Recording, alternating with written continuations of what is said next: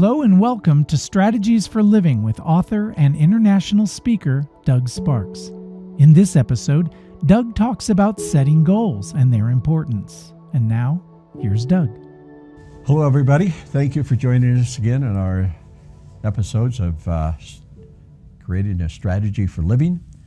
We're going to move on a little bit and talk about goal setting and the importance of that. And I'll just say this, any goal is better than no goal. So if you're goalless in life, this is something that we need to correct and get you set up and oriented in the right direction. I'll just give you a quick story. When I was 17, I was a junior in high school, and I wasn't the best athlete by any stretch of imagination. I was raised in a small town in western Colorado called Grand Junction, and we were not, we were a rural community. We were not part of the so-called Front Range of Colorado. So all the big cities, Denver and Fort Collins and Boulder and Colorado Springs, those are all on what we call the eastern slope. So they're the eastern side of the Rocky Mountains. We're on the western side. So we were kind of the hillbillies, as it were. We're the ranchers and the farmers and the agrarians, sort of thing, miners. That was a big part of our history. And so constantly we felt like we were the persecuted group. We were the have-nots, and we were those who were oppressed by the oppressors from the other side of the state. And so we kind of grew up with a chip on our shoulder, to be honest. And so I was sitting in, I think I was sitting in class one day, and I wasn't a very good student. I was a horrible student. And I was daydreaming because the mountains were all around us, so I'd be sitting in class, and I'd be looking out at the mountains going, oh man, I'd rather be out there hiking or hunting or fishing or doing. And so the school thing was not a high priority for me. But I happened to be a pretty decent runner, and I attributed that to the fact that I had two older brothers, and that to survive, I needed to be able to run well. Otherwise, they would have probably killed me. So I was a decent runner. I wasn't great, but I was okay. But I'm sitting in class one day and I'm thinking, you know what? I think I'll win the state championship for Colorado in track, in running. And I happened to be running this to show you how old I am.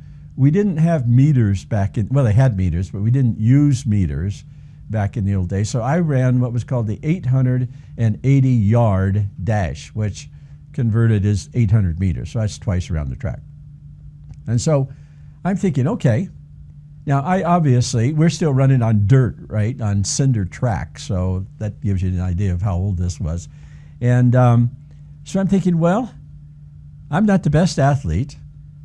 I don't have the best training. All the good coaches were over in the big, and oh, by the way, we competed against all the biggest schools. We were 5A, as we call them, all the big schools. So we competed against the Denver schools and the Colorado Springs schools because we were a small town, but we drew from a large region around us. So we had about 1,800 students in our school, which put us in the same category as all the big schools in Denver and on the other side.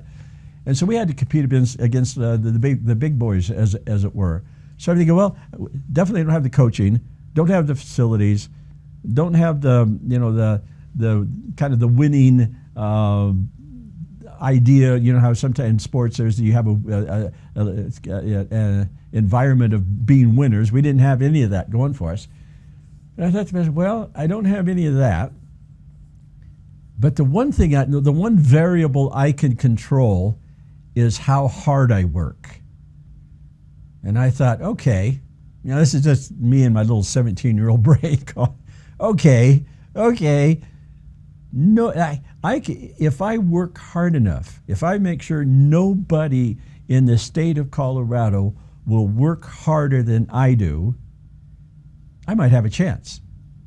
And so my goal became, I want to be the state champ of Colorado in the 800 meters. We'll call it the 800 meters. And so my junior year, I'd get up in the morning and I would run to school, which was about 2 miles. And then in the wintertime in Colorado, obviously you couldn't run outside. I ran to school even during the wintertime when there wasn't too much snow on the ground. And then after school, I'd go into the gym. We had a gymnasium that had stairs up it because it had, cement bleachers and things. And I would go in and I would run those stairs by the hour. I would just do lap after lap after lap after lap. And then I'd run home. And I did that for my entire junior year. And then during track season, I went undefeated the whole season until we got to the state meet as a junior. And in the state meet, I choked, as it were, and I didn't finish in the top 10. And so I remember I was so disappointed. I thought, that was a waste of time. I don't know. I just had to, I was utterly, because I'd had this goal and I didn't even come close to, I came close, I was there, but it's not anything that I'd imagined. And so after, feeling sorry for myself and for a week or so, I remember I had a little scrapbook. In the old days, we'd call them a scrapbook, and I would keep some of my mementos in there. And I remember at the end of my junior year, I wrote it down at the bottom, I'm going to get it next year. And so guess what? The whole next year, get up in the morning, I'd run to school. In the wintertime, I would run hours and hours of laps on the gym, and then run home. And then the next year, again, I was undefeated in the normal meets all year long.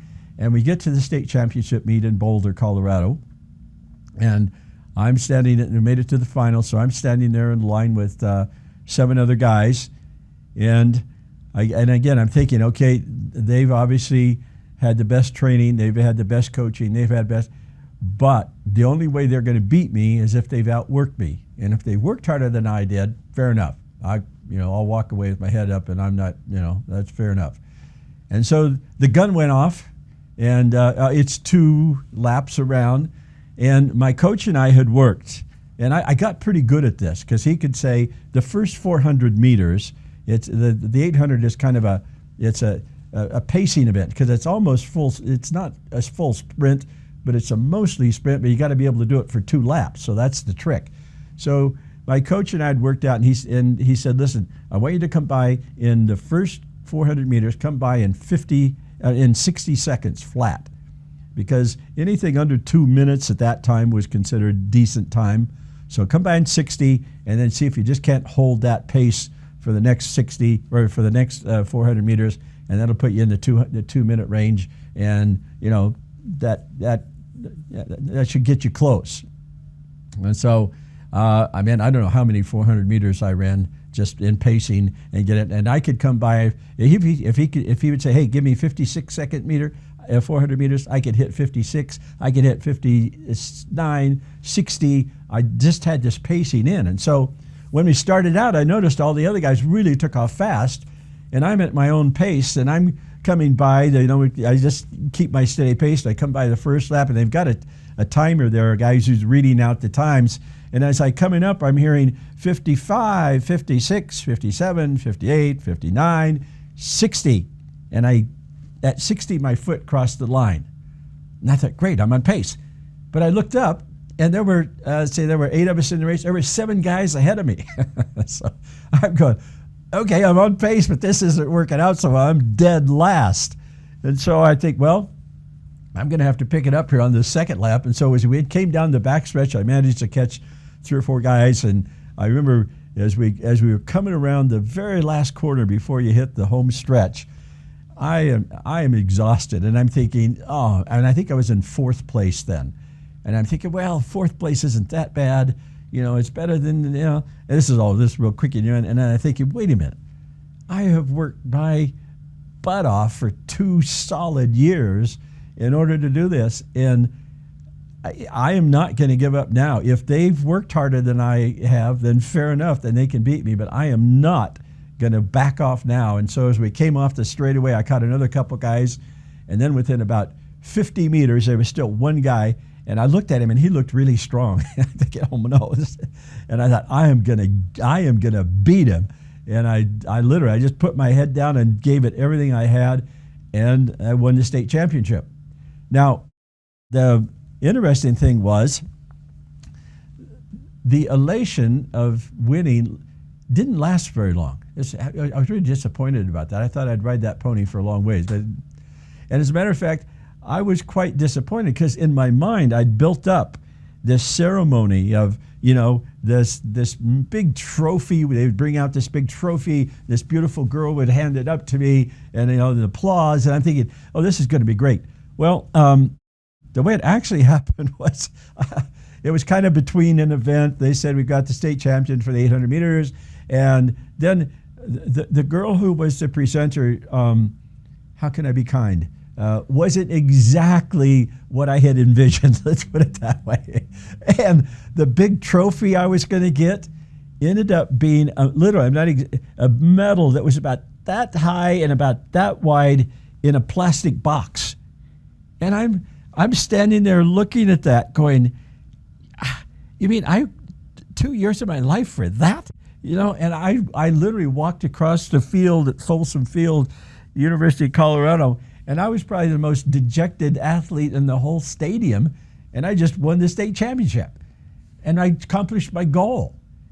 So, kind of what's that about? Well, the idea is that in order to move forward in life, you have to have goals. You've got to set goals for yourself. And the reason that is because when you set a goal that's out there in front of you in the future, then it gives you something to work forward to. Now, not only is it just the fact that it gives you something to move forward to, but it also hooks up with your brain in such a way that your brain is programmed to do two things when it comes to motivation and feeling good about yourself. And there's two basic neuromodulators that the brain, now obviously there's a bunch more than that, and it's awfully complex. That's why listen to Huberman, okay? If you want to know everything about the functioning of the brain, don't listen to me. This is the layman's version. Listen to Huberman, and he'll explain it in all the proper terms, and it's quite fascinating. So listen to Huberman. But anyway, neuromodulators, you've got serotonin and you've got dopamine. And they actually function in many parts of the brain. They don't just function in one. They stimulate they stimulate almost every region of the brain. But what happens is when you have a goal, and as you're moving forward towards the goal, then serotonin is released into the brain. And the serotonin is what gives you the feeling of well-being, of good. It's the positive emotion that is released by the brain because you're moving forward towards a goal. And then at the same time, dopamine is kicked in, and dopamine is more a motivator. It's what motivates you to do it again, to do it longer. And so when you're moving towards a goal, any goal, it doesn't have to be a huge goal. It could be a tiny little, your brain doesn't care, okay? It doesn't care how big the goal is. If you just move towards a tiny little goal like, that making your bed, why is that such a big deal? Because you need the serotonin and you need the dopamine fix, man. That's why you do it. Not because there's anything magic about making your bed, but your goal for the day is, I want to make my bed. You make your bed, guess what? You get the dopamine and the serotonin released, and you feel good about it. So this is our way. This is nature's way of motivating and then rewarding us for moving towards goals. Now, obviously, the opposite happens when you are goal-less, okay? When you have no goals in your life, virtually then you will not have motivation. And then without motivation, you're not going to feel good about yourself. So it's kind of, you go into a closed loop downward spiral. And you know what this is like. I don't know if you've been at a concert, or you've been in a big auditorium, and somebody has set the speaker in front of the amplifier. And so the amplifier's in front of the speaker. And so the speaker multiplies the sound, The amplifier hears the sound and multiplies it. The speaker multiplies it more, and it goes more, and pretty soon you get this incredible screech, and it hurts your ears. Well, the same thing happens to us emotionally. When you don't have any goals, you don't have the serotonin, so you're not motivated, or you don't have the dopamine, so you're not motivated, and you feel bad about yourself because the serotonin level drops. So the worse you feel, the less you do.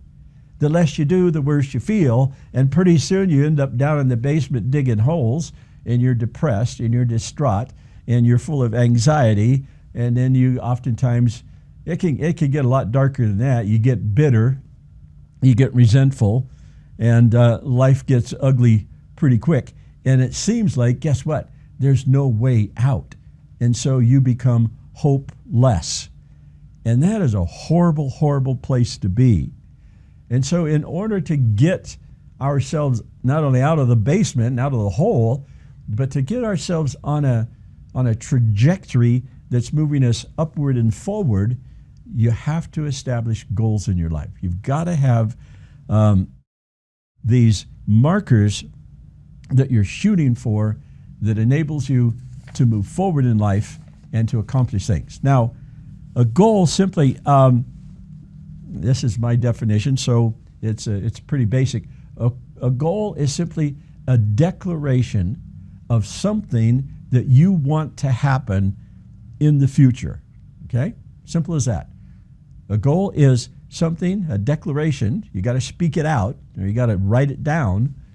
Best of all, you do both. You speak it out, and you write it down, and that is a declaration of something, an event that's going to happen in the future that will happen if you voluntarily commit yourself to achieving that goal, no matter the cost. Let's put it that way.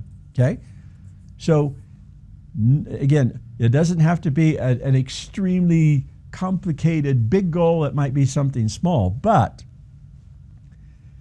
one of the best ways to begin goal setting is to start with a goal that's way out there, that's probably at the end of your life, because what this does, again, goal setting orients you.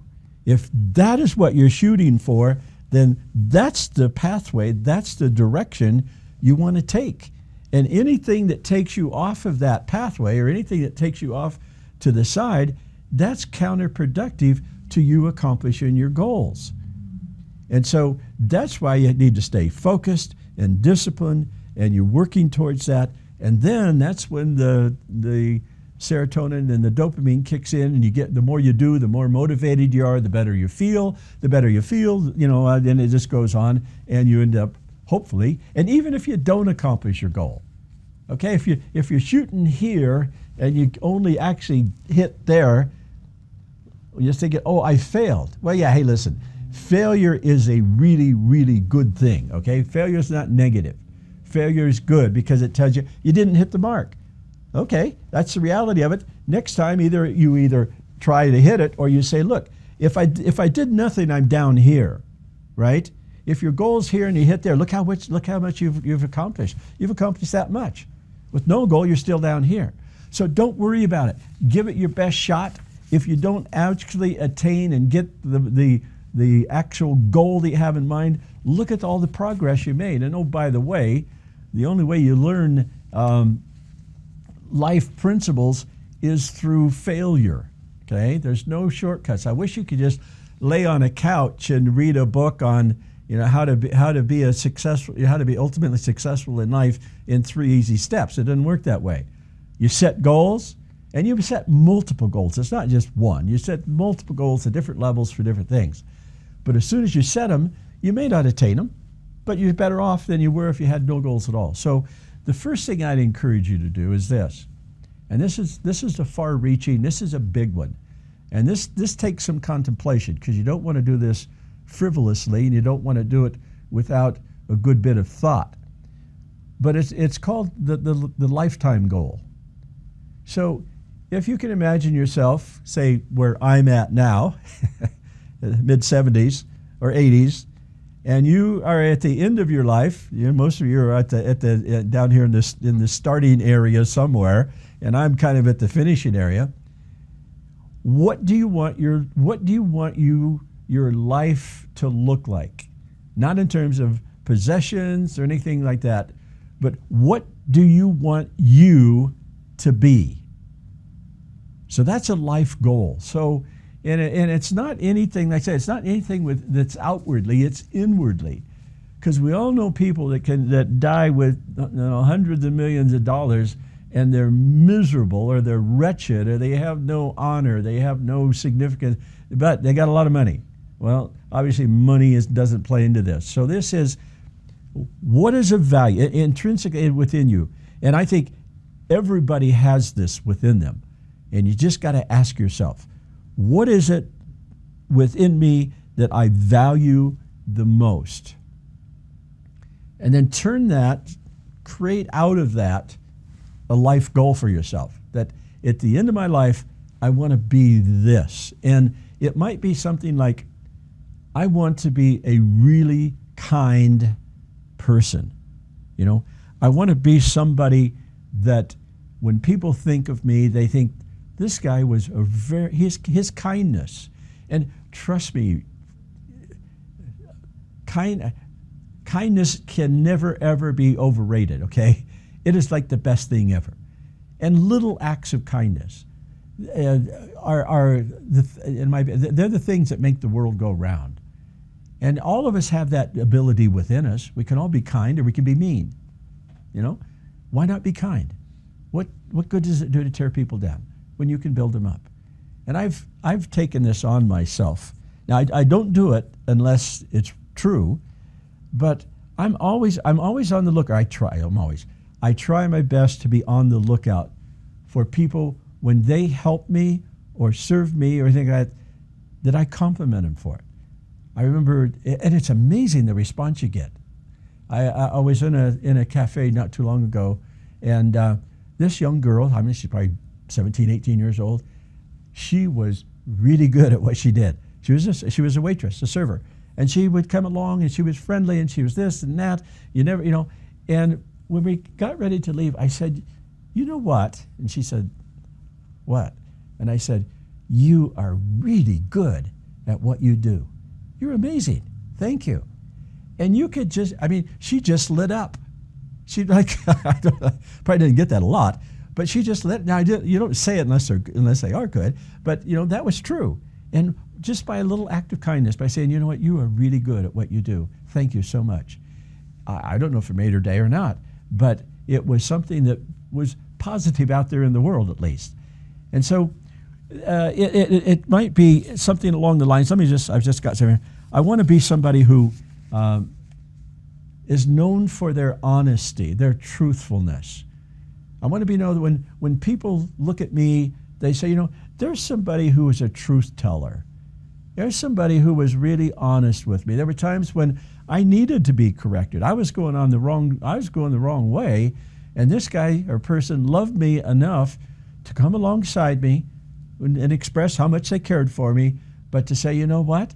I think you're heading in the wrong direction. The truth is, you're going off a bit. You need to think things through and redirect your life. Or there are people that just are ones that you can trust. When they tell you something they're going to do it. And so it's these kinds of things at the end of your life. Or you might just say, you know what?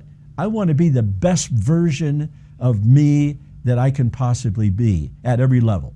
So I'm going to take every gift, every positive characteristic, and I'm going to try to maximize every one of those so that I can leave the world in a little better place than it was when I arrived.